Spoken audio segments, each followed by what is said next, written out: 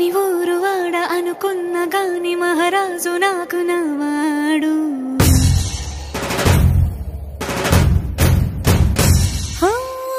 మాట పెడుసైనా మనసులో వెన్న రాయిలా ఉన్నవాడిలోన దేవుడెవరికి తెలుసును నాకన్నా.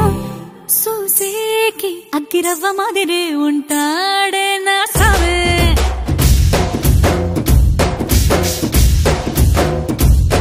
మెత్తాని పత్తి పువ్వుల మరే సంట